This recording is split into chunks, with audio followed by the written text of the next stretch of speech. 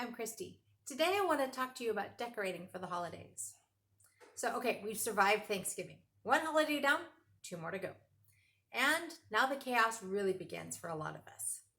Now, for simplicity's sake, I'll be referring to Christmas since that's what we celebrate throughout the next number of posts. But please understand, I do know that others celebrate different holidays. I looked up the dates for Hanukkah and Kwanzaa this year and discovered they're all within days of each other. Now, I'm not sure if that's always the case, but it sure makes it easy for this year.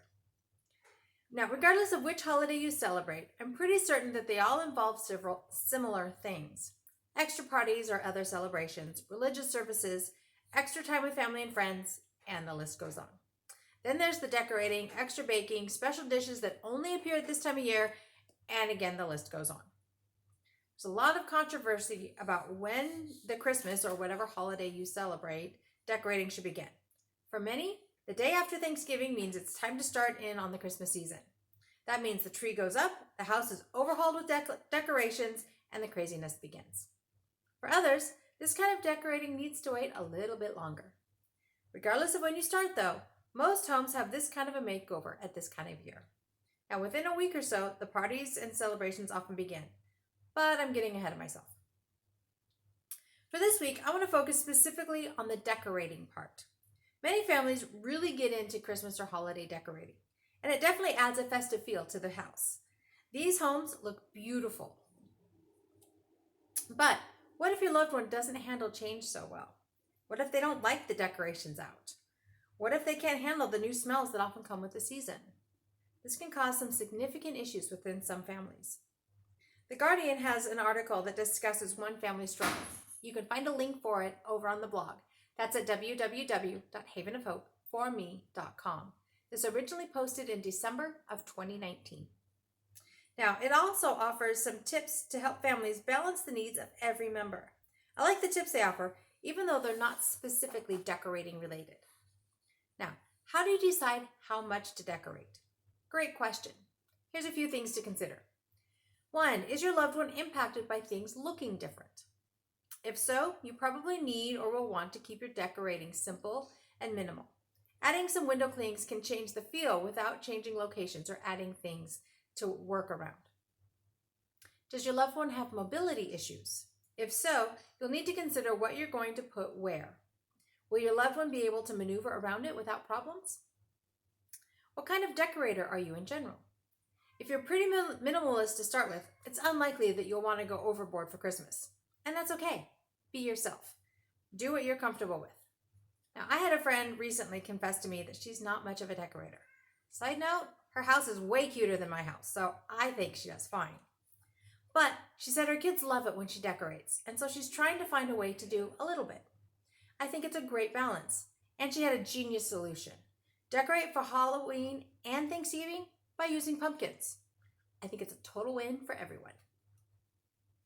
Now, you also want to know how important are decorations to other members of the family.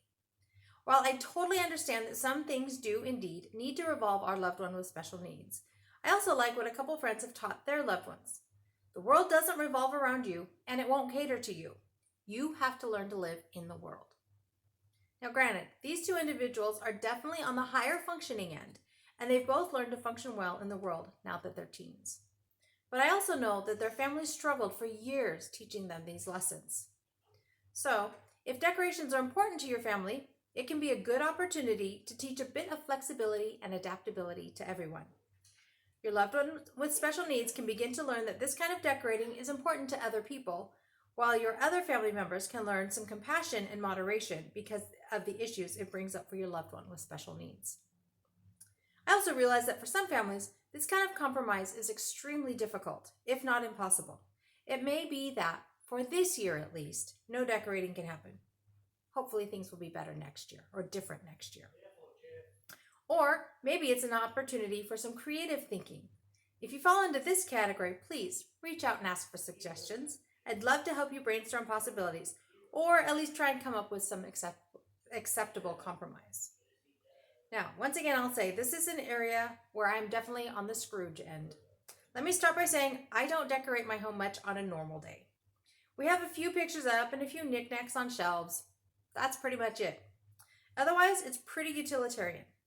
The cheap in me doesn't see the point of pulling stuff out to clutter things up for a month. Now, I'm too much of a pragmatist, I guess.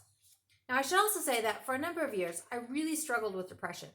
It never got to the can't get out of bed stage, but there were definitely times when it was close.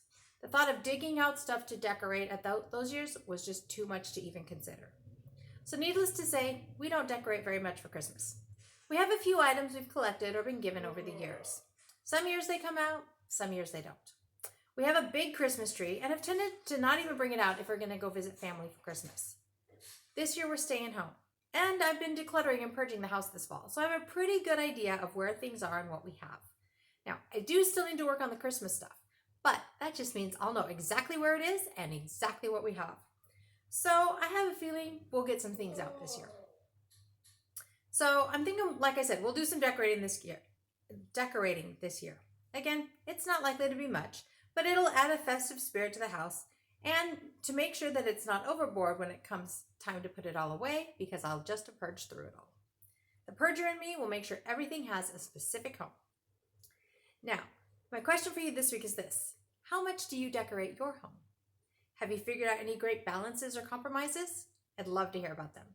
You can leave me a comment below or leave me a comment over on the blog. That's at www.havenofhopeforme.com.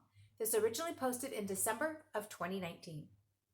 As always, I'd appreciate it if you'd share this with anybody you think would find it helpful. I'd love to help as many families as I can. Sign-up lists for my email list are available over on the website. Signing up lets you know about all newly released content as soon as it's available. Figuring out my decorating plans now so I can keep my sanity and still say that life is good and there is never a dull moment.